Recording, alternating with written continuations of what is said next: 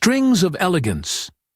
The legacy of the lute delicate, curved and steeped in history. The lute is more than just a musical instrument. It is a symbol of refinement, intellect, and poetic expression.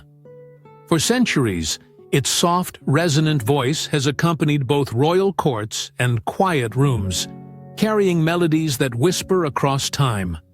Before we trace the graceful path of this iconic string instrument, don't forget to subscribe to the channel.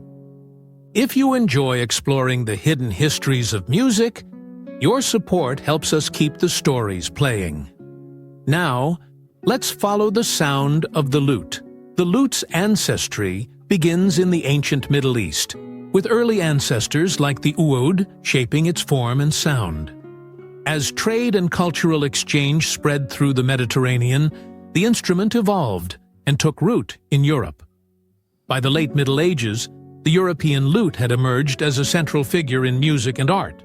Distinguished by its rounded back, flat front, and angled pegbox, the lute typically has between 6 and 10 courses of strings, each course consisting of a pair of strings tuned in unison or octaves.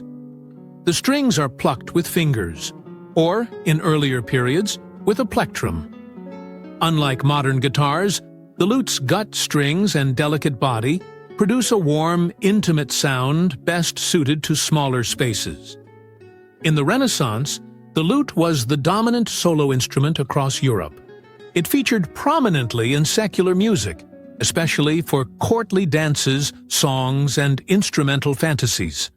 Composers such as John Dowland in England and Francesco da Milano in Italy elevated the lute's status, writing intricate works that are still performed today. It also served as a tool for self-expression among educated elites, something to be played in solitude or shared in private circles. During the Baroque era, the lute developed further, with more strings and complex music to match. But by the 18th century, it began to fade from popularity, replaced by louder and more versatile instruments like the harpsichord and violin. Still, its influence lingered, and many of its techniques and aesthetics carried forward into later plucked instruments, including the classical guitar.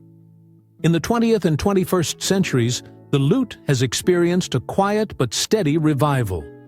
Early music specialists and dedicated lutenists have brought it back to life, researching historical techniques, restoring old instruments, and performing in historically informed styles.